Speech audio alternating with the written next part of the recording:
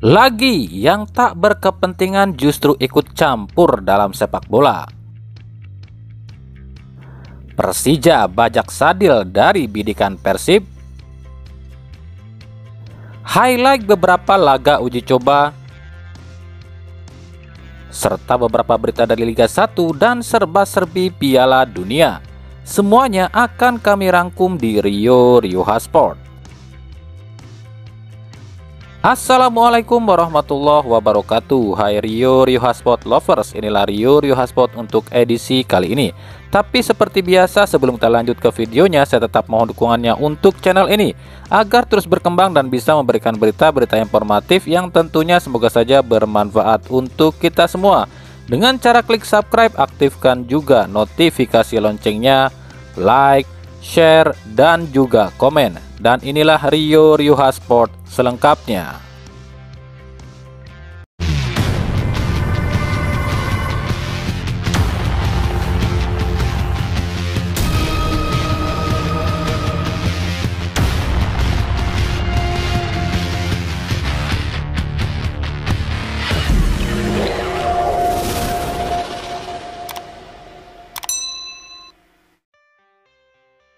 Politik dalam sepak bola Indonesia tampaknya masih terus menggelayuti. Sejumlah pihak yang notabene tak ada sangkut pautnya dengan sepak bola mencoba memancing di air keruh.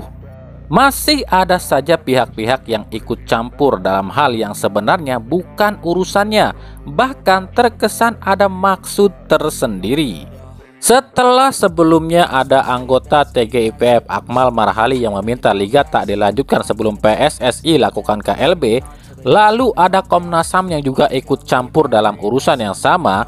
Kini giliran Indonesia Police Watch yang juga meminta pada Polri agar tak mengeluarkan izin liga sebelum PSSI adakan KLB. Hal ini disampaikan oleh Ketua IPW Sugeng Teguh Santoso. Sugeng menyebutkan Polri harus mematuhi rekomendasi TGIPF, yakni liga tak bisa jalan jika PSSI tak gelar KLB dan seluruh jajaran PSSI tak mundur. Oke, kita bahas apa sih IPW ini dan apa tugasnya. IPW adalah singkatan dari Indonesia Police Watch yang tugas utamanya adalah mengkritisi kinerja Polri, atau lembaga yang tugasnya itu cuma mengawasi dan mengkritisi keputusan dan tugas-tugas kepolisian. Lalu apa hubungannya IPW dengan sepak bola? Jelas nggak ada dong. IPW itu tugasnya cuma mengkritisi kinerja kepolisian, bukan sepak bola. Jika ini berkaitan dengan kanjuruhan, itu seharusnya yang diselidiki atau dikritisi adalah pihak Polri, karena pihak Polri pun bertanggung jawab dalam tragedi ini. Itu yang harus kalian selidiki, bukan sepak bola yang kalian kritik. Apalagi meminta PSSI mundur, kan jelas-jelas nggak masuk akal dan terkesan ada unsur politik di sini. Politik itu adalah ingin menjadikan seseorang sebagai ketum PSSI yang baru. Tapi siapa ya orang yang diinginkan orang-orang ini jadi ketum PSSI yang baru? Pasalnya jika kita lihat ya, ketiga orang dan beberapa orang ini yang menginginkan perombakan di PSSI, latar belakangnya ini sedikit membagongkan ya. Yuk kita lihat. Inilah latar belakang atau profil dari orang-orang yang menginginkan perombakan di PSSI. Yang pertama ada Akmal Marhali, lahir di Tangerang. Kedua adalah Khairul Anam, jadi Komnas HAM ya, lahir di Malang. Yang ketiga Sugeng Teguh Santoso dari IPW, lahir di Semarang. Jadi kalau kita lihat dari tempat lahir tiga orang ini tidak ada yang sama ya. Tapi jika berbicara memihak pada satu klub, mungkin Khairul Anam saja yang lahir di Malang dan memihak Arema ya. Lalu bagaimana dengan Akmal dan Sugeng? Oke, Akmal Marhali mungkin benci pada PSSI lantaran dua klub yang pernah ia miliki secara tidak langsung dimusnahkan dalam tanda kutip ya oleh PSSI, yakni klub Bali Devata di tahun 1992 yang terkesan tak diakui oleh PSSI. Dan juga klub Tangerang Wolves di tahun 2015 yang dibubarkan oleh PSSI lantaran terindikasi ikut IPL yang ilegal kala itu. Jadi wajar ya kalau Akmal benci pada PSSI. Lalu Sugeng Teguh Santoso, meskipun ia lahir di Semarang, namun sejak kecil ia berada di Jakarta dan bersekolah di Jakarta hingga jadi advokat. Jadi istilahnya ya, ketiga orang ini tuh tidak ada sangkut pautannya ya. Tapi kenapa ya kok mereka ingin banget PSSI ini bubar?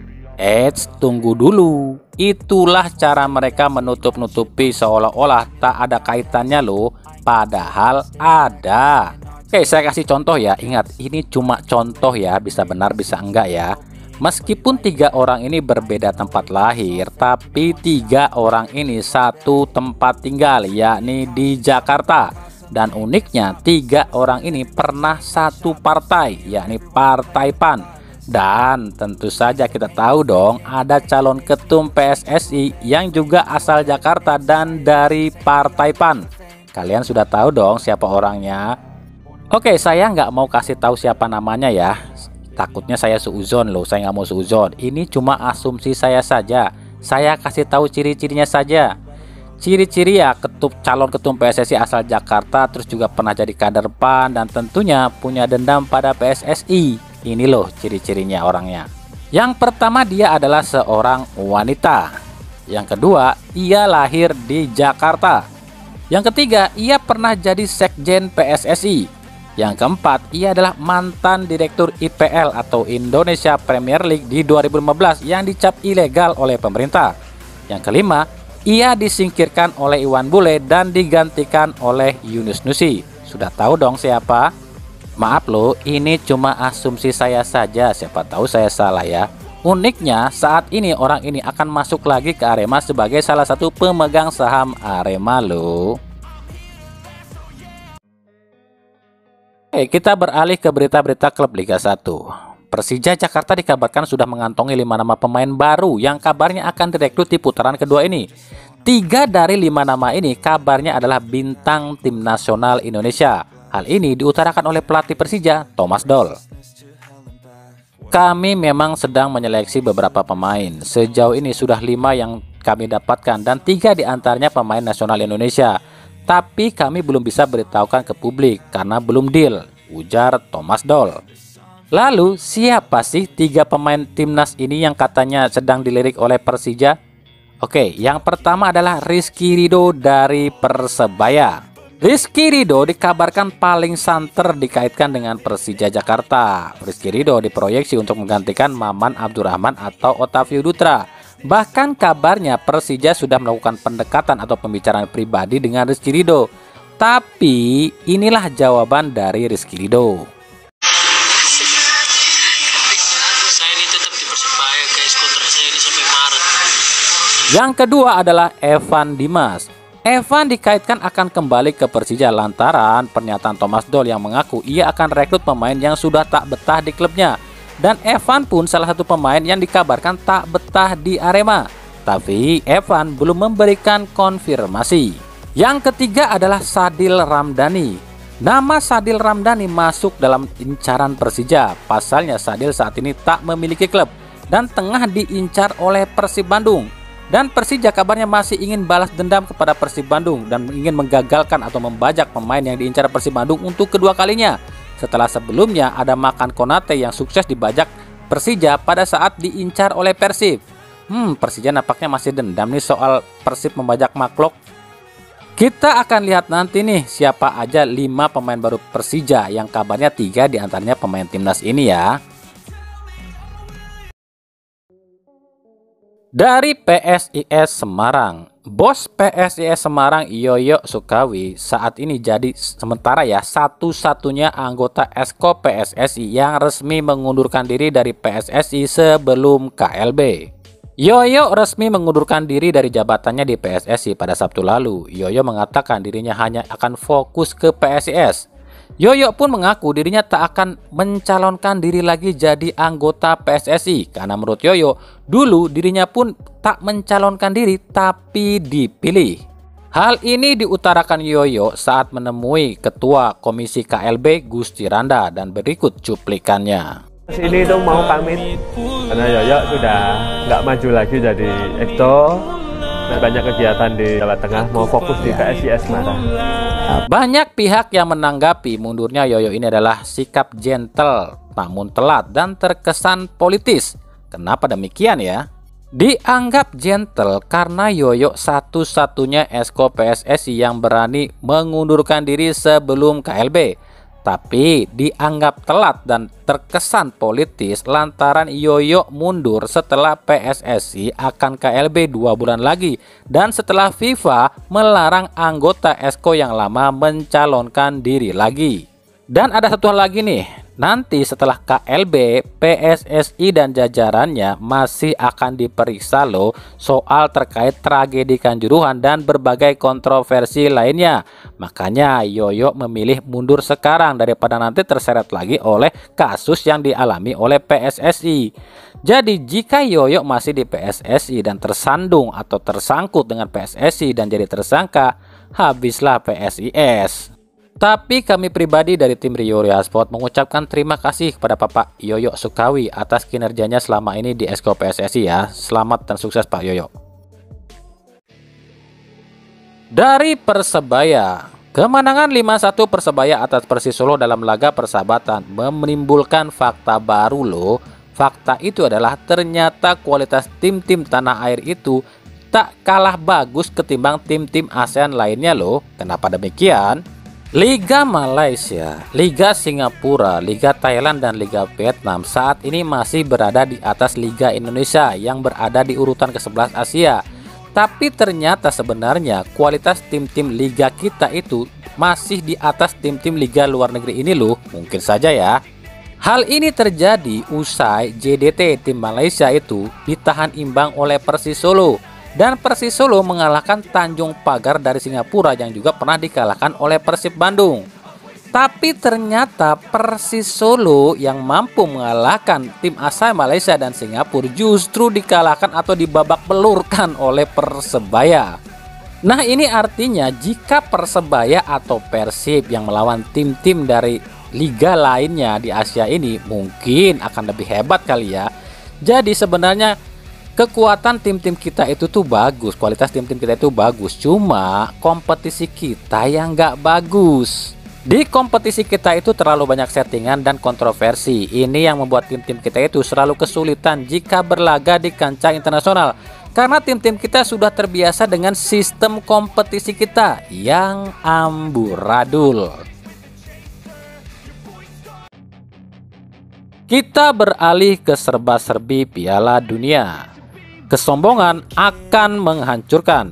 Itu pepatah bijak yang memang nyata adanya. Hal ini dialami tim Saudi Arabia, salah satu tim muslim yang dikabarkan bersikap sombong sebelum pertandingan melawan Polandia. Sikap sombong dan terlalu euforia ini bukan cuma dari pihak pemain atau pelatih Saudi Arabia, tapi juga supporter Saudi Arabia. Para pemain Saudi sombong lantaran mampu mengalahkan Argentina dan menganggap lemah atau remeh Polandia. Bahkan dikabarkan setelah menang melawan Argentina, ada sejumlah pemain Saudi Arabia yang bermabuk-mabukan. Lalu dari supporter Saudi Arabia juga sombong dengan menuliskan kata-kata di spanduk yang mengejek Robert Lewandowski. Inilah tulisannya. Tapi pada kenyataannya Tuhan itu adil. Tuhan itu tak suka pada kesombongan. Meskipun Saudi Arabia mendominasi pertandingan di laga itu, tapi efektivitas permainan Polandia mampu memporak-porandakan kesombongan Saudi Arabia. Ini pun bisa jadi pelajaran kita semua. Di sisi lain, bintang timnas Portugal Cristiano Ronaldo kabarnya diminati klub Liga Inggris, yakni Chelsea. Dikutip dari media harian Inggris Daily Mail, bos Chelsea Todd Boehly mengajukan proposal pada CR7 dengan durasi kontrak selama 1,5 musim dengan nilai kontrak sebesar 400 miliar rupiah. Namun, gaji Ronaldo tak akan sebesar yang ia terima di MU. CR7 sendiri mengaku belum mau membahas soal ini. Dirinya mengaku hanya akan fokus menjuarai Piala Dunia. Dan usai Piala Dunia, dirinya akan membangun sebuah lembaga kemanusiaan yang nantinya akan membantu korban-korban bencana. Bahkan kabarnya usai Piala Dunia ini, Ronaldo akan ke Indonesia untuk berdonasi pada korban Kanjuruhan dan juga korban-korban bencana lain di Indonesia.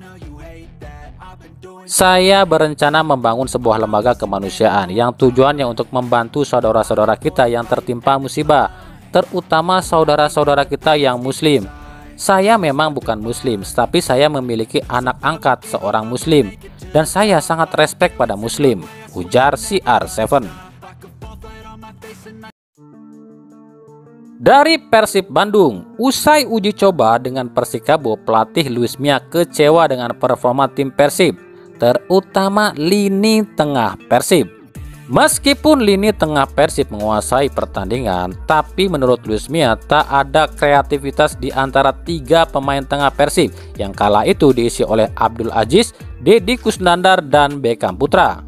Padahal para pemain Persikabo tak melakukan pressing ketat, namun 3 pemain tengah Persib kesulitan berkreativitas, terutama kesulitan membangun visi permainan untuk menyerang.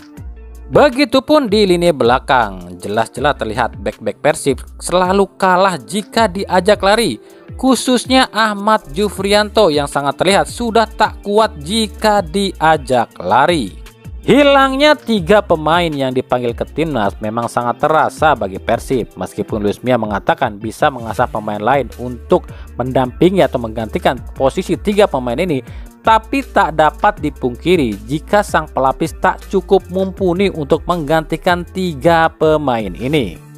Maka dari itu di bursa transfer ini mau tak mau Persib harus rekrut pemain baru, apalagi pemain-pemain yang ada di Persib saat ini bukanlah pilihan Luis Mia. Jadi bisa dipastikan akan ada pemain yang didatangkan dan dilepas oleh Luis Mia. Tapi pertanyaannya, siapa yang akan didatangkan dan siapa yang akan dibuang? Itu yang belum ada satupun mengetahuinya.